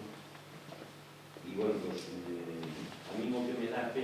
tiña que estar a reventar hoxe, pero o que me dá un poquinho de pena que non estemos máis enterados dos beneficios que nos pode reportar este tipo de informacións para probablemente na nosa zona, decía Patricia, que Chandados que eran moi pouco ecológicos e probablemente en Chandados seamos moitos, e explico. E os que pertenecemos ou vamos comer incluso ao mundo rural, estamos comendo, a maioría dos nosos produtos son ecológicos e non o sabemos. Entón, pedimos que estar moito máis informados. Probablemente os de Chantar teñamos unha gran suerte a partir de agora, e desde fai uns anos xa estamos tendo, por as boas perspectivas que ten os tondrines equipos ou da mazá, que vai ser un revulsivo para a mazá e para outros moitos produtos. Outros moitos produtos que ven incluso da Ribeira, que agora pegaron un hachazo con estas novas normas que venen todos os días aquí á plaza de Chantada e que son, eu penso que ecolóxicos. Pero, a donde quero chegar? Probablemente tamén, a mellor estamos producindo uvas para consumir viño de alto consumo, maioría libre, e por non ter unhas pequeñas modificacións, a mellor non é ecolóxico. A mí gustaría saber eso. Que quero decir? Que a Diputación ou calquera outra administración, incluso o Concello tamén, sería importantísimo ter este tipo de charlas para que se o Consello Regulador naceu no 99, que non pasen outros 15 anos e que nós mesmos nos teñamos a información que deberíamos ter a estas alturas. Pero, en todo caso, felicitarvos por estas boas informacións e que non decaiga, que siga habendo máis. Eu tamén estaba me dando conta da xente que estamos aquí, que o Concello ten no telecentro local que para estes tempos de inverno, porque está en mellores condicións, está a disposición da Diputación, do Consello Regulador, de Constondrines, de quen queira para este tipo de cosas. Bueno, un comentario. Sí, bueno, primeiro, o Consello Regulador, cando se organiza unha xornada, nos chaman, eu procuro ir as menos posibles, a mí non sei por qué, pois non gosta falar en público, entonces procuro ir as menos posibles. Pero si que ven como técnico, e además como sempre son temas de cara á produción, penso que son as persoas máis agitadas. Volvo a lanzar a pelota para e non é por lanzada, o lógico é que o Concello, grupos das asociacións ou alguén daqui, as organice e públicamente que sepa que poden contar co Consello de Goberno. Outra cosa que dixía do Concello de Chantada, que era moi ecológico, efectivamente, nos comentarios que rolan por aí, xa hai anos, é que Chantada ten o polígono industrial máis ecológico de Galicia. Que ten, non sei clasificado, mas das empresas ecológicas son as producións fuertes. De cara ao ser ecológico ou non ser ecológico, é a certificación. A certificación leva esas garantías. Hoxe, eu creo que hai consumidores que están deixando de comprarle produtos a esta persona na que confían, porque saben que esa persona, a veces tamén é pola formación, cando vai a dar un tratamento, se lle dicen na tienda, na comercial, onde lle den os produtos sintéticos, que son normalmente, lle dicen, botas 1 centímetro por litro de agua. Normalmente dicen, vou botar 2, e entonces moita xente está deixando de consumir esos produtos precisamente por eso, e non digo que para todo o mundo, pero sí que pasa. En canto ao viñedo, que fixo o comentario, o viñedo ten, digamos, unha certificación bastante dura en canto a que non os tratamentos, existen infinidade de tratamentos ecológicos, son un listado pero enorme, claro, non son os típicos produtos sintéticos, non? O sea, que hai que facer máis tratamentos, estudiarlos máis a tempo, hai que ter certa formación. Pero sí, en canto a inscripción das parcelas, porque como é un produto que se paga tantísimo, pois, por as derivacións, por aire, por as máquinas, e así que unhas batallas. Nós temos viñas, o sea, que levan anos, que non dan a certificación porque non han acabado de levantar as tantas barreras ou puñelas. Entonces, certamente é un limitante para os viñedos, non? Os típicos de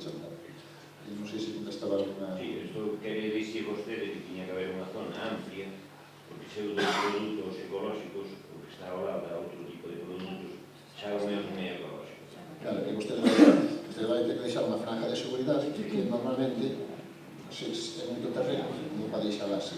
Non teñes a sala produtores de matai sentado por estar ao lado dunhas viñas e non poder ir de maneira ecolóxica porque o tratamento da viña tira Sí, é que sempre que se vai a facer a visita para a certificación, sempre se controla o que é o outro. Este era un poquinho que me refería precisamente non ter esa, digamos, esa cultura que nos falta, que non a temos. Sí. Un ejemplo también.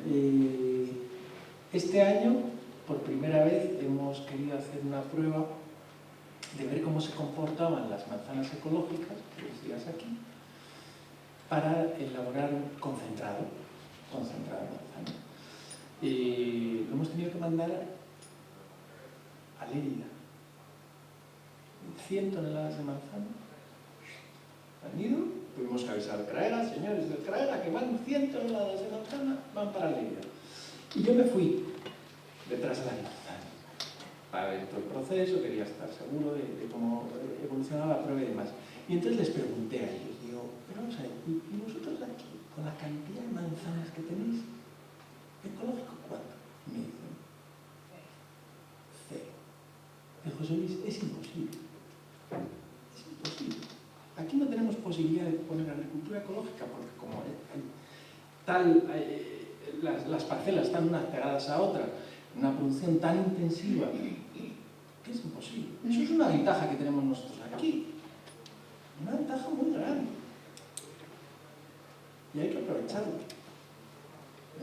Es un ejemplo que quería poner. Eu peguei un pouco do que falabades. É que hai condicións, sí, pero se hai unha plantación de millo ao lado, pois xa non vale, porque está ben que o paisano que se responsabilice da súa parcela, pero non se pode responsabilizar da parcela do lado, que ten que levantar un xeto enorme para que iso, non é porque se analiza a terra, é porque xa non vale por principio. No caso, habería que mirar se a parcela do lado pois faz contaminación propia de estar en ecolóxico. Pois xente que se baixa basicamente parte que son parcelas pequenas e xente mellor xa maior que conseguir a certificación é complicado. No caso das viñas igual, plantarle un seto a unha viña cando é antistémico xa na zona de Chantada dividir por setos unhas viñas doutras. Eu creo que hai unha serie de exigencias, en todo caso habrá que comprobar se hai contaminación desa zona, pero pareceme moi exigentes basicamente as medidas que se toman para produtores a pequena escala, que no fondo si son unha mellor práctica ecolóxica, para conseguir a certificación moi complicada e antieconómica, rentable, as tasas e para unha pequena e despois todos os requisitos. Eu creo que nese sentido habría que ser máis flexibles. Bueno, casi me toca a mí, non? Cando falei antes, falei das exigencias da certificación. Incluso dixen que se deben enderecer e que se teñen que enderecer, non? A produción ten que ter unhas garantías mínimas, e senón surgirán outro tipo de producións certificadas. Nos casos que me dicen, eu xa dixen, o viñedo é un dos que sí que afronta isto. Puxen exemplos de viñedos que levan anos inscritos, non han acabado de ter o seto, senón obteñen a certificación. O que se faceis análisis que hai contaminación por bebidas das plantacións do lado. Entón, cal é a solución? A mí, tamén a reunión é un pouco política, habría que tratar de concentrar, habría que tratar de facer algo, non para solucionar este tipo de problemas. Eu non, francamente, non son partidario, ainda que se puidese, que non se pode, de flexibilizar, non se pode. O que me dice do maíz, a ver, un dos grandes problemas que hai en España, e que é moi triste, temos unha gran producción de vacuno, e sobre todo, por exemplo, para as picas e os polvos de puesta, que temos unha producción moi importante, teñen que traer un maíz normalmente de Italia, porque as contaminacións sí que pasan zonas grandes. E sobre as contaminacións do maíz, que creo que é un dos que máis se contaminan, a máis longo espacio, non? Que hai que fazer unhas barreras moi grandes. No, pero bueno, decía que o maíz contaminaba a mazá. Non, que estaba ao lado. Non, Sí, eso é xiro. Unha persona non tiña separado, non tiña un muro aquí tradicional. Un muro tradicional, non un parado de 1 metro, máis ou menos, incluso grosso, pero claro, que pasa para as arribas. xa, pero non é... E exixenlle, pois, o termillo ao lado, Pero non é... para almazás, que é unha pequena cantidad, e, bueno, podría estar, non sei que está, pero ten uns problemas, un pouco froita, a noz igual, porque as nogueiras están sortas por ella, porque están nogueiras nunha viña, antes na tua viña, se a do lado, pois, non está en ecolóxico, está, pois, non me penso. Claro, pero Usted está dicindo, se usted ten unha parcela con uns cultivos intensivos e exigentes como é o maíz, a ver, non pode ter mazairo ao lado da plantación que está abonando además, dosis elevadas e que esas mazas vayan para sidrerías. Eu creo que son exigencias normales. Se existe, digamos, que son os espacios das raíces e tal, non lle vexo o maior problema para que estuvemos. Eso, vamos, que non é por los ojeanos, eu digo que o maíz é un gran problema, que non se pode producir en España, se produce montón de toneladas de maíz e non pola contaminación. E, de feito, bueno, hai unha sentencia de uns anos que os productores de ecológico pararon de sembrarlo porque, encima, creo que o Monsanto, como ten o seu poder, pois conseguiu que o agricultor de producción ecolóxica que lle tiña que pagar por haber collido o clon dese maíz transgénico. Eso é completamente triste. Se hai perder a tua produción, ten que pasar a convencional, cando produce menos e con máis gastos, encima se pagan, que caia unha multa. O sea, eso fora real. Eso non encaixa en sitio ningún. O resto, as barreras son, xa digo, normal. Un mazairo ao lado do maíz, pero non pode, pero polo abonado que sufre ese maíz e polos insecticidas que botan ao suelo, herbicidas e todo. Entendo que era por iso, non pola contaminación do aire. Tampouco, outra cosa. Non valía, tiña que separar máis. Non lle aceptaron as Pero que é lógico que hai máis. Tirar unhas medidas. A barreira é a barreira natural, así que sempre o Outra das producións que ten moita problemática tamén, o medo. O sea, as abellas, normalmente, 3 kilómetros. Bueno, pois, estou seguro que ainda que non poñen un colmeal aquí en Chantada, como hai producións intensivas, non lle van permitir que un colmeal ecológico, si convencional. De feito, por eso están todos entre ancares, cauledas, zonas montañosas, onde non hai cultivos que poidan ir a sacar o néctar as abellas e que sexan tratados. Así, son exigencias que eu considero normales. Sei a súa interpretación non respeto, pero creo que é normal facer eso. Se queremos alguna garantía, pues ten que ser así. Eu teño unha dúbida. Vos aos vosos socios, como os protexedes por si teñen ao lado un veciño que producen convencional? E que por ese feito lles negades o sello ou llo retirades? Sinto moito dicirche que eu creo que é máis desprotección que protección, O responsable da produción... Pero que medidas tomares para intentar axudar os vosos socios? Si tenéis a saber que non poden vender unhas mazas que poden ser perfectamente ecolóxicas polos traballos que fai o agricultor, pero que por culpa dun veciño quedan contaminadas por fitosanitarios, por poner un exemplo. Nos, a ver, me parece que tamén hai que dividir, como falábamos antes, o órgano de control, que é o director técnico e os técnicos, que son estrictamente a certificación, máis despois o que é a parte administrativa. A administrativa é a información se vai facer, pero esas derivas é responsable o produtor. Mira, nos, o que conseguimos, bueno, e eu andaba moito un pouco encima dele xa desde hai 2 ou 3 anos, é suavizar a entrada dos produtores. Nos, hasta aí 2 anos, un produtor, para poder escribir unha finca, tiña que obter un contrato de arrendamento desa finca ou ser titular. Bueno, pois, darle voltas, vendo como van as privadas e tal, a través de unha firma de un contrato, tú hoxe podes escribir o que queiras. Podes escribir se queres a parcela do vecino, pero tú eres o responsable. Non se respondo así a tua pregunta, pero contra as derivas, cando tens que proteger eres tú, e de feito, cando te van a escribir, xa, se dedica a ver esas derivas, non te van deixar escribir a finca, hasta que lle poña solución. E se é un accidente, a solución que lle queda ao produtor, avisar a tempo, dicir, teño que derivar tanta produción a tal porque tuve un accidente. Como te collan os inspectores, o CRAEGA non lle vai a repercutir en nada, o sea que vai perder cargos. Aquí se paga por produción, non nos vai a cobrar. Pero, sin embargo, o productor vai ter unha sanción da propia Consellería de Medio Rural, que é así. De todas formas, tengo que notar que hay unos deberes que tenemos que hacer todos, que es el tema de la concienciación, que eso sí tiene que participar el CRAEGA, sí tiene que participar la Administración, pero sí tiene que participar cada uno de nosotros, ¿no? Hay que tener cierta conciencia medioambiental, que eso lleva muchísimo tiempo. Me comentaba Enrique Banet en su día que él hace muchos años intentó pues, esa concienciación empezar en los colegios con los alumnos, empezar con agricultura ecológica, conciencia a los chavales, muchas pesticidas, porque esos son contaminantes y tal.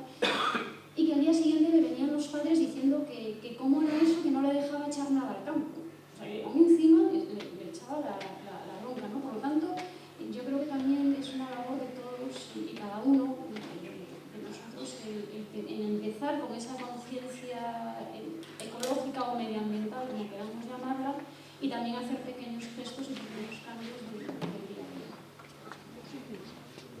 Solo un comentario aclaratorio. Dos preguntas A ver, de momento é máis importante a agricultura convencional que a ecológica, é dicir, non nos engañemos, é dicir, temos que ir pouco a pouco. Entonces, partindo deso, a agricultura ecológica ten que se situar en zonas realmente ecológicas, como a Sabella, onde vas a ir meter co ecológico ao medio do convencional, e montar unhas barreiras que, vamos, eso non é de recibo, non é de recibo. Claro, exactamente, non é de recibo traer o millo de Italia, cando, por exemplo, aí que se pode cultivar o millo ecológico, Casa Grande Xancedo, por exemplo, cultiva sobre 50 hectáreas de millo ecológico sin problema, hai que usar o sentido común. Referíame a grau, non aclarei, referíame millo en grau.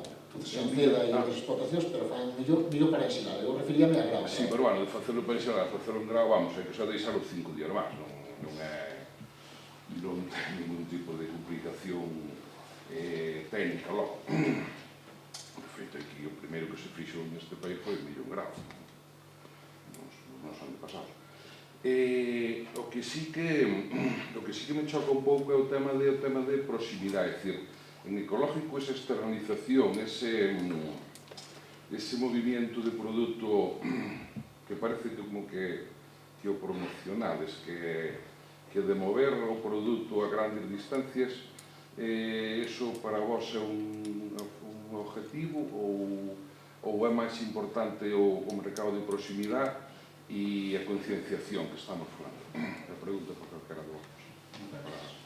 Sí. No, se vai a contestar, José Luis, eu facerche unha aclaración. Dixen as tres funcións que tiña o CRAEGA, o sea, a administración, certificación sobre todo, e tamén promoción. Entendo que facemos en todos os sitios. En feito, os produtores nos queixan porque non facamos pequenas peiriñas, pois, a mellor un Lugo, queremos facer outra en Ourense, bueno. Pero nos decimos o que nos trasladan as empresas. As empresas teñen que vender onde poden. Sabemos que é unha cousa na que pecamos, eu creo que é por non darlle trasladado ao consumidor o que estamos ofrecendo. O sea, si tes en conta, por exemplo, na Unión Europea o consumo medio por habitante ano son 42 euros ou 43. España está na mitad dese consumo. España inteira. Pero, sin embargo, España é o primeiro productor da Unión Europea. É o que máis hectáreas certificadas ten. Entón, que faz con esa producción? O porqué de a botan para fora? Pregúntalle, que che contesta José Luis. E, por cierto, tamén na súa exposición nos expuxo os premios que conseguiron, además, non hai tantos poucos meses. Sí. Bueno, en concreto con la pregunta, ojalá nosotros pudiéramos vender toda la sidra que fabricamos aquí en Galicia. Ojalá. Pero, nada, entonces, como la empresa quiere ir creciendo y quiere ampliar ese mercado, y es un poco la dinámica, la política de la compañía, ¿no? El crecer, el cada vez crecer. ¿Cómo tiene que hacer? Ampliando mercados, ¿vale? Sabemos que ahí tenemos una cuota de incongruencia. Una cuota de incongruencia, porque yo lo entiendo perfectamente. Lo que contaminamos por transportar el producto hecho en Santana hasta Japón, no te lo quiero ni contar. Casi tiramos por la borda todo el esfuerzo que hemos hecho de fabricar una sidra ecológica. Pero, si no la damos vendida aquí, ¿qué hacemos? Si allí nos la quitan de las manos. Es que allí les tenemos que decir que a modiño, O sea, no os lo podéis imaginar, el éxito que está teniendo, lo decíamos antes, nos acaban de dar unos premios en Inglaterra a las sidras que fabricamos aquí, en Santana. Unas sidras que han competido contra 150 sidras de todo el mundo. Y nos han dado medalla de oro. A la champanada, a la sidra extra, medalla de oro, la mejor.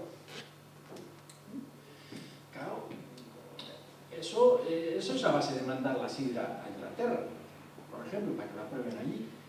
Eso es a base de mandar la sidra a Estados Unidos, de mandar la sidra a Japón, de mandar la sidra a Alemania. De verdad que ojalá... ¿Quién lleva el diario de ese producto? ¿Qué tanto cuesta el producto? Ese es el problema. No, vamos a ver. Ese es el problema. El dinero se tiene que repartir entre toda la cadena, desde la producción hasta el que la transporta, el que la distribuye allí, etcétera, etcétera. El que la produce es el que menos lleva, por desgracia. Mira, llevo a responder con un comentario, non? Xa yo le dicen, bueno, casi públicamente a José Luis. José Luis no proxecto que presentou dixo que quería presentar, o sea, entablar lazos cos productores. E José Luis este ano tuvo 3 reunións, unha aquí en Chantada, outra en Monforte e outra en Baralla, cos produtores que quixeron asistir a iso. O sea, que enfrentarse, como dice vostede, á industria, á propia producción, e, sin embargo, eu creo que todos os consumidores, ou todos os produtores quedaron un pouco contentos co que les explica. O sea, claro que reconoce que habría que pagar máis, pero que é un proxecto que está botando a andar, que lo que queren é producir solo eso e pagar hasta onde puedan pagar. O sea, existe unha diferencia, quer dizer, que tuvo o seu valor, eu o admiro por eso. Y luego, según vaya subiendo el consumo de la sidra, podremos ir acomodando un poco los precios de la manzana. Pero esto tiene que ser una cosa compasada. Si esto no va para arriba, no va para arriba para ninguno. Pero la gente tiene que vivir. Efectivamente. Pero bueno, yo creo que, y además muchos de ustedes conocerán la política de nuestra compañía con respecto a los precios de la manzana, es decir, totalmente diferente a la política de precios que se aplica en nuestra comunidad vecina, que es una política de estabilidad. Nos encanta tener proveedores de manzana a largo tiempo, a largo plazo. No pensamos de un año y a ver qué pasa el año que viene. Eso a nosotros no nos vale. Nos gusta la gente que nos trae manzana año tras año. La empresa tiene que tener una materia prima si quiere tirar para Claro, perdón, dixeme que estuve en Chantada e foi en Astrada. Foi en Astrada, Monforte e Baralla. Última pregunta, yo creo, las dos últimas, pero con respuestas muy cortas, ¿os parece? Porque así yo creo que ya... Bueno, unha pregunta para os exponentes, que era saber canto traballo dedicados a redactar documentos para presentar a proxecto lei para restringir certas técnicas aos produtores convencionales. Te refieres ao CREA, non? En concreto. No, a todos os exponentes, xa que son representantes dun activismo ecolóxico existente. A ver, se nos sí que facemos unha labor de cara á regulamentación europea. Ademais, vamos, é que a nos nos vai das mãos. Nos non damos feito bastante con eso. Xa antes dixen os problemas económicos que nos sufrimos moito, e se que participamos neses grupos europeos, porque existe unha comisión que é a que regula toda a agricultura ecológica, a través de unha cadena de xente, pois sí que podemos ter voz ali. resto, lógicamente, pues, non. Nos non participamos no que é a agricultura convencional. Sen redactar ningún tipo de documento, para deixarnos, participamos con certas plataformas, como a plataforma de transgénicos e tal, pero é unha, digamos, mera participación, non somos nós os ideólogos. Non presentades ninguna queixa ao Ministerio de Medio Ambiente e Alimentación, por exemplo. Si considerades, por exemplo, que hai certas técnicas de agricultura convencional que están destruindo o planeta directamente, non vou dicir con eufemismos. A ver, volvo a dicir, nós, por exemplo, unha das últimas cousas, que non foi a última, a través desta asociación que temos, unha das luitas, e sí que se falou que sempre o Ministro de Agricultura, que Andrés Domínguez Salvo, o director que leva calidade diferenciada, por exemplo, cando foi cos OGMs, que estaban para que si era o cero técnico, que si era o 0,1, nos damos a nosa postura, porque temos unha reunión das entidades, por exemplo, pero sempre relacionado con temas nosos, con temas que afectan a agricultura ecológica. Eu, que queres que che diga? Cando che fan unha pregunta de a diferencia que ten a produción ecológica convencional, digo, pois nós já cortamos unha diferencia de calidade e tamén é certo que aos nosos consumidores non lles deixamos comer moitas cousas. E aí te refires a nitratos, a fitosanitarios, a un montón de cousas. É certo que están exentos deles os produtos. José Luis? Va dentro de la política de la compañía. Quiero decir, nosotros sí que preferimos la manzana producida de manera ecológica, pero no podemos dejar también a gente que no se ha certificado, que incluso llegamos a saber que se produce de manera ecológica. Refieres a técnicas agresivas. Claro, sí, ¿sabes? Las técnicas agresivas, hombre, nosotros hacemos análisis en las manzanas. Como esa manzana y en un producto que no está autorizado para manzana, esa no entra en la sidrería. Esa no entra en la sidrería. Pero nosotros hasta ahí, hasta donde podemos llegar. Con respecto a Ecológica Galicia, pues comentarte que bueno, nuestra labor precisamente es esta de concienciación que estamos predicando en el desierto allí, que sabes que allí hay dos de las cooperativas mayores, son los mayores centros hortícolas de Galicia, y precisamente este año contamos con una jornada para los productores del Samés. Precisamente era una jornada educativa, estuvo Javier del CAEGA, para demostrar las ventajas del cambio del convencional al ecológico. Yo cuando promocioné Ecológica Galicia en Cambados, hubo gente de allí que me dijo que echaba de menos el canto de los pájaros, que echaba de menos las ranas. Por lo tanto, sí se nota que hay que está emergiendo cierta conciencia colectiva, incluso en esas zonas tan contaminadas en el sentido de que es una cultura tan intensiva, tanto pesticida, que hay humos, o sea, hay nubes verdaderamente allí de pesticidas cuando atomizan realmente, ¿no? Y sí que incluso la gente de allí está agradeciendo el hecho de que se haga una actividad ecológica. Esto que quede como anécdota, pero cuando estuvo Luis, el alcalde de Cambados, visitando la feria, escuchó comentar a alguien que pasaba por allí y decía: esto sí que es bonito y no la feria del vino. Entonces yo pienso que será Ecológica Galicia 2015. A pregunta é para o representante de Custom. Cando aparecen aí esas variedades, a administración ten pensado como, o sea, un dos problemas que temos na administración, porque hai anos, cando eu estaba estudiando en Lugo, Santiago Pereira fixo a plantación de castañas. Esas castañas van chegando lentamente ao mercado. A pregunta é como se pode agilizar para que esas variedades cheguen ao mercado ano que ven, o seguinte, non dentro de 15. O sea, eu intento plantar, o sea, non teria problema en plantar a 1.000 hectáreas de mazás. Onde as pongo? A día de hoy, en ningún sitio.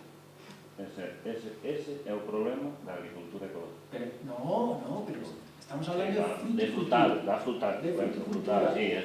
El frutal, claro, tiene sus plazos y tiene su ritmo. Ojalá nos gustaría a nosotros decir, a ver, el año que viene ya sabemos que de estas 10 variedades las mejores sean chantadas son pero, negras y jamar. Ojalá. pero como el frutal, fíjate, cuando os he dicho que se plantan el año que viene, ¿verdad? ¿Sabéis cuándo cogimos las púas para injertar? El año pasado. El año pasado cogimos púas de esas variedades, con Santiago Pereira, que las tenía estudiadas, y nos tuvimos que ir a un vivero para que nos hiciera planta. La planta ahora está en crecimiento, nos va a llegar en marzo, final de marzo del año que viene, para ponerla ya en los campos de ensayo. De ahí, 3 años hasta que empiecen a dar manzanas, vamos a tener resultados. Siguiente pregunta, ¿dónde van a estar los campos esos para ir por púas? No, hombre, ya sé, esto ya se hace con vistas para que sea... Esto es un proyecto que os he puesto que está en el centro, están los productores de manzana. Es decir, ¿de dónde se van a conseguir las púas? Pues de estos 5 campos de ensayo, que van a estar en la agricultura ecológica. Además, porque es lo que a nosotros nos interesa. Toda esta información va a servir para una publicación que tenemos previsto hacer cuando tengamos los resultados, para cuando nos pregunten. No saben la cantidad de llamadas que tenemos nosotros ahora mismo a la sidrería. Tengo una finca, quiero poner manzanos, por favor recomiéndeme una variedad. Mire, es que no lo sabemos. No lo sabemos, porque además es que hemos preguntado lo que he dicho antes. He preguntado en medio rural, he preguntado al ministerio, he preguntado. Nadie lo sabe. Es que nadie lo sabe. Entonces hay que dar este primer paso. ¿Vale? Bueno, ímonos un pouco de hora, temos que pechar. Solo moi breve. Logo, na Asturias non teñen eso feito máis ou menos, que van por diante. E se hai un campo de ensayo, deses 5 vai haber algún Chantada? Ou... Sí, por supuesto, va a haber uno en Chantada y otro en Escairón, creo que está aquí. Asturias, por supuesto, pero ellos tienen sus variedades autóctonas, ¿vale? Aunque hablan con los sidreros asturianos y las manzanas gallegas son las mejores, y lo reconocen, lo reconocen, prefieren las variedades gallegas. ¿Por qué se van todas las manzanas? La cantidad de manzanas que se van a Asturias, porque saben que son de una calidad muy buena. Entonces esa es la pena que le daba al fundador de Sidrería Gallega cuando montó aquí en Chantada. Dice, vamos a ver, ¿qué pasa? Toda la manzana buena que se está yendo a Asturias, vamos a hacer una fábrica de sidra gallega aquí en Chantada. Y ese fue el origen. En esa estamos.